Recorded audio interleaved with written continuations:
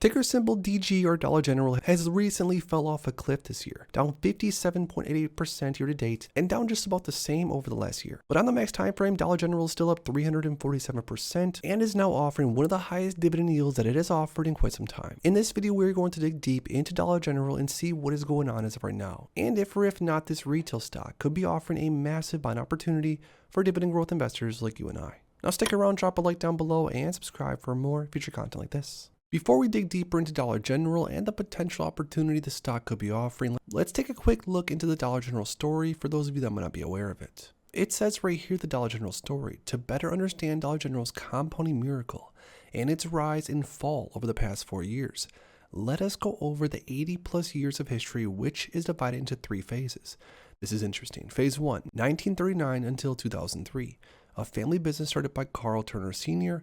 and later run by his son for 60 plus years. It grew from a humble start in 1939 to $6 billion in revenue, operating over 6,000 stores in 2003. Phase number 2, 2003 to 2007. The Turner family passed the baton to its first outsider CEO, David P., and 4 years later sold it to KKR through a private buyout. And then the last phase, or 2008 until now. KKR hired Rick Drilling as CEO and re-architected the business model. The company has been executing the drilling playbook since. CEOs Drilling 08 to 15, Vassos 15 to 2022, and Owen as of the last few years. It then says sell everyday basic items at extraordinary prices for our customers. Throughout 80 years of operating history, DG's founding principle has been consistently presented. The business model is also kind of interesting. It says if Walmart and 7-Eleven had a baby, that would be Dollar General. And I think that's a very good way to explain what Dollar General is if you haven't personally been inside of one. So first off, let's just get this right out of the way. This is one of the reasons that Dollar General came across my radar, because not only has it been falling off a cliff, but I wanted to see how good Dollar General has done historically. So on Dividend channel, if I compare Dollar General to the S&P 500 since January 1st of 1995 until as of recently, if we were to compare Dollar General to the SPY, Dollar General has returned an average of 10.73% every single year, where the S&P 500 has returned around 9.31. Now this means that an initial $10,000 investment into each of them would have returned $176,000 for Dollar General and $122,000 for the S&P 500, and this is over 28.18 years. Now, although just because a stock or ETF has a massive return over a certain time frame, of course doesn't mean that it's going to be a good investment today or tomorrow. But like I said, this definitely got my attention and I knew it was worth at least looking into. So what's awesome is that SimplySaveDividends.com just made a massive write-up about Dollar General. It says store investments softening consumer spending push Dollar General's leverage higher. So this was a recent downgrade to the dividend back in September 15th, just a few weeks back, going from a 64 save to a borderline 60. Now, before we go over all this together, I want to just mention that, does anyone else remember when Dollar General was an absolute sweetheart in the investing community?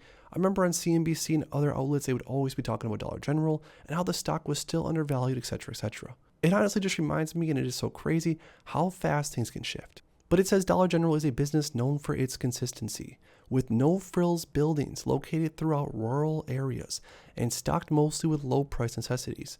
The discount retailer has recorded positive same-store sales growth every year since 1990, excluding the lockdown-related noise. Usually this all-weather business model performs relatively well when the economy slows and when cash-strapped consumers seek out cheaper goods, which definitely makes sense. But high interest rates and inflation have hampered Dollar General's performance over the past year. The company's target customer has a household income of around $35,000. From housing to fuel, rising costs have caused even more duress for this typical consumer, who has pulled back spending on discretionary goods, 20% of Dollar General sales. So it's kind of crazy that even though Dollar General is sort of made for people that are a little bit lower income, even still, it's still seeing some pain. Now it says this has left stores with excess inventory, which management seeks to clear with expanded promotional markdowns. However, Dollar General problems seem to run a little bit deeper than the economic environment. As you can see below, the chain's same-store sales have trailed the performance recorded by value-oriented peers Family Dollar and Walmart. And this right here shows the lagging in Dollar General's same-store sales. They also said it's hard to say what has caused a divergence in performance, but to drive better traffic and halt market share losses, Dollar General will spend more on labor hours and store improvements while making targeted price reductions on key items. All these actions will crimp margins in the near term and push Dollar General's leverage ratio above management's 3x target level. It then says, recognizing Dollar General's continued operational challenges, the firm's elevated leverage, and a chance that margin-sapping investment need to be stepped up further to regain market share, we are now downgrading the company's dividend safety score from safe to borderline safe. That said, Dollar General's dividend is only projected to consume half of the firm's free cash flow in the year ahead, so as of right now, it should be safe, at least somewhat. And management has continued to defend the payouts. They said during a recent earnings call, we remain committed to returning cash to shareholders through a quarterly dividend payment and over time, when appropriate, share repurchases, all while targeting a leverage ratio of approximately 3x adjusted to debt EBITDA in order to maintain our current investment grade rating. Now, with shares only yielding around 2%, the dividend is not a current major contributor to Dollar General's total return potential either. The bigger issues are whether the dip in margins is temporary and how many dollar stores in the US can support it in the long run. While current headwinds could intensify and take a while to resolve, most of them don't seem like the issues that impair Dollar General's long-term outlook. So a lot of these issues, like a lot of different companies that we're seeing across the board right now, seem to be somewhat short-term, which is why I do think it could potentially be a good buying opportunity for investors that have some time on their side. For example, marking out inventory represents one of the biggest challenges, but shouldn't linger once product levels are back to healthier levels. Looking further out, rival Dollar Tree, which has around 16,000 retail stores compared to the nearly 20,000 that DG has, stated in its latest annual report that it believes the market can support more than 25,000 of its locations over the long term. And Simply Safe ended this article saying rural America is a big fragmented place. We guess Dollar General will have a similarly long runway to open new shops. Its store count has nearly doubled over the past decade, and it's continuing to target small towns served by few other retailers. That's really the truth. If you go through small town America, Dollar General is one of the only places in a lot of small towns. With shares trading at around 15 times forward earnings, Dollar General looks interesting for investors who are comfortable with what could be a multi-year turnaround story, as same-store investments take time to bear fruit.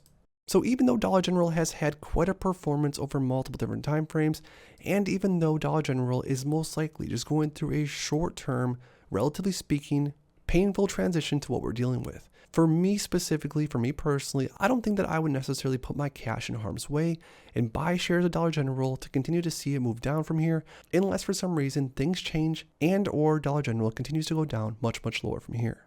Now, that being said, on the next earnings report, it's going to be interesting to see if the management gives any new forward guidance, but until then, I'll be watching this one very closely from the sidelines. But when it comes to ticker symbol DG Dollar General, is this a stock that you currently have in your portfolio? And if not, are you planning on buying any shares of it anytime soon? Let us know in the comments down below. If you enjoyed this video, make sure to please drop a like on it and subscribe for more future content like this. Thanks as always for stopping by, and if you are interested in investing, make sure to check out these recent videos I posted right here.